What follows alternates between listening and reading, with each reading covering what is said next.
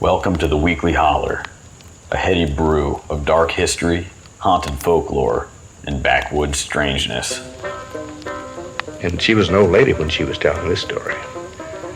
Said we were sitting out there and it was dark, awful dark. No moon, no stars, pitch black. And out in the front yard, there rears up this white thing.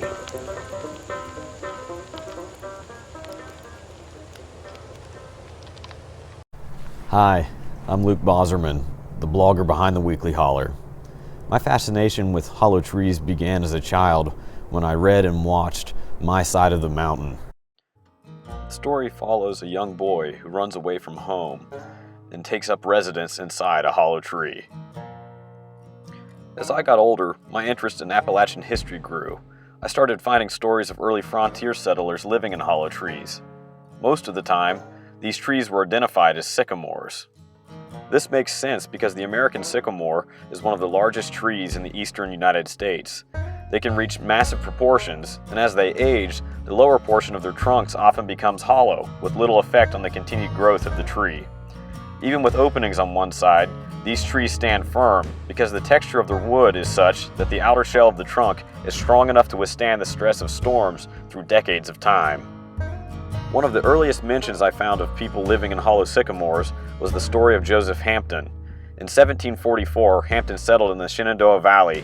He and his two sons lived for most of the year in a hollow sycamore in what is now Clark County, Virginia. Another story was from 1749, when French explorer Father Bonecamp described in his journal a massive cottonwood tree he found on the banks of the Ohio River. His narrative tells of 29 men sitting side by side around the interior of this huge hollow tree. Cottonwoods, however, are not native to the area, and research indicates that he was probably also describing a sycamore. Other giant sycamores were discovered by none other than George Washington when he visited the Ohio Valley in 1770. He wrote about them in his diary on November 4th. Just as we came to the hills, we met with a sycamore about 60 yards from the river of a most extraordinary size, it measuring 3 feet from the ground, 45 feet round, lacking 2 inches. And not 50 yards from it was another, 31 feet 4 inches round, 3 feet from the ground also. Washington found these giant trees on the Three Brothers Islands in the Ohio River.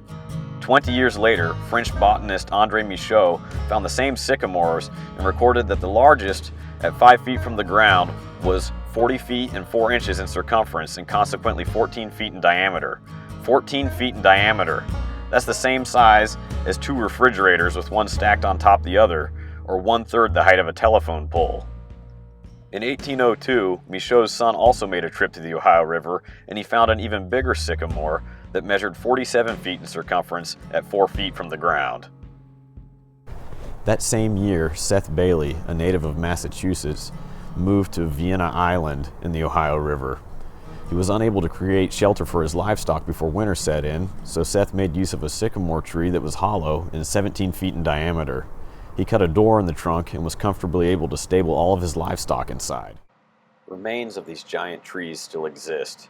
In Kokomo, Indiana, there's a hollow sycamore stump over 57 feet around, 18 feet wide, and 12 feet high. All of these historical stories, and many like them, made me wonder if there might still be sycamores that are large enough for a person to live in, despite all the logging and taming of the wilderness that has happened since the first settlers came to Appalachia. So I set out to answer this question, and what I found surprised me. The first stop on my journey was a visit to a backwoods site in Buchanan, West Virginia. Behind me here, you can see the Pringle Tree, or it's actually the 3rd generation Pringle Tree. But back in 1761, there were 2 brothers, John and Samuel Pringle, as well as 2 other soldiers that were stationed at Fort Pitt during the French and Indian War, and they deserted. The brothers hid out in the wilderness. They eventually moved into the Monongahela Valley, where they worked with a trapper by the name of John Simpson until sometime in 1764. After having a quarrel with Simpson, the Pringles moved into the Buchanan River Valley and made their home in a large hollow sycamore tree, the grandparent of the tree you see now. After visiting the Pringle Tree, I was motivated to find a sycamore that compared with the actual tree that John and Samuel lived in. I did some digging and got in contact with some people who who know the location of the largest sycamore in the United States. After getting the necessary permit, a ranger agreed to take me out to film it. Because the tree is still living, they've asked that I don't disclose the location of this tree. All right, guys, today's the day. Gonna go see the biggest sycamore in the United States.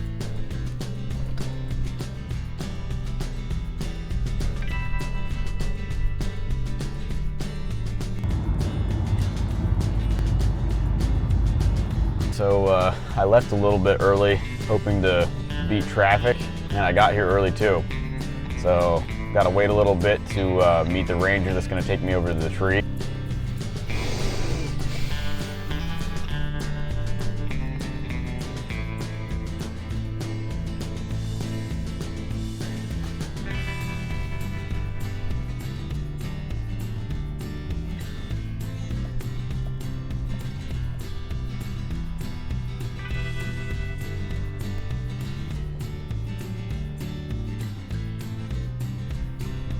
It looks like the ranger's here.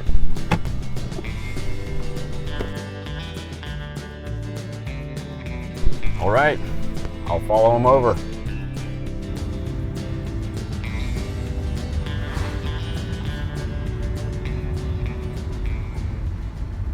It's hard to describe the feeling I had when I first laid eyes on this ancient tree, but I think reverence is a good word for it.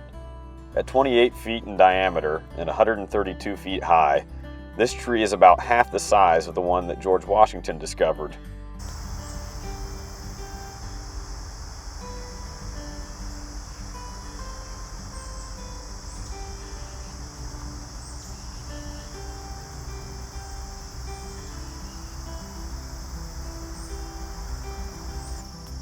To give you an idea of scale, you can take one refrigerator and turn it sideways inside the base of this tree. After seeing the largest sycamore in the United States, I thought my journey was over. But then I heard of another tree that was even bigger. However, due to some abnormalities, it had not been granted the title of largest sycamore in the United States. While access to the location of this monster is limited, it's not secret. In fact, the little town of Jeromesville, Ohio celebrates its existence every October.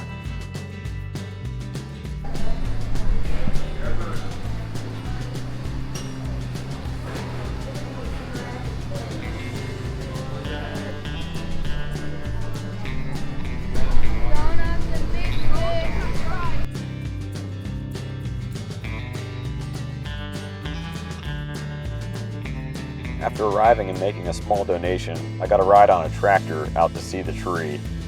The reason that this sycamore isn't included on the National Registry of Trees is because a lab did a DNA analysis on it, and the test revealed that it has genetic material from more than one tree in it, meaning that multiple seedlings sprouted in the same location and they welded together as they grew. This technicality doesn't reduce the awe this tree inspires though. I've seen some big sycamores, but this one redefined big for me. At 48 feet in circumference, it's bigger than the sycamores Washington and Michaud discovered, and it's estimated to be 790 years old. I want to be on your vlog. Hop right in the hole there. I'll get some footage of you going in the hole. Dog it? Okay. Yeah, more people in there, the more impressive it is, right? There's no sap in here. Oh yeah, undoubtedly. I was listening to the guy. He was saying You see me? that. Now? Oh yeah, there would be. See all this part? When I stepped inside this sycamore, I was immediately struck by how cave-like the interior was.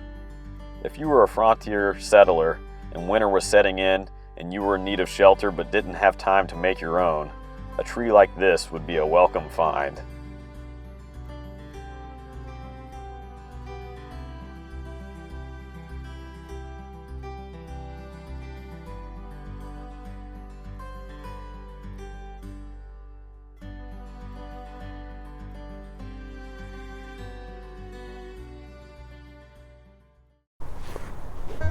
I hope you enjoyed this adventure. For more stories like this, check out theweeklyholler.com and sign up for our email newsletter. You can also find The Weekly Holler on Facebook, YouTube, and the Weekly Holler podcast.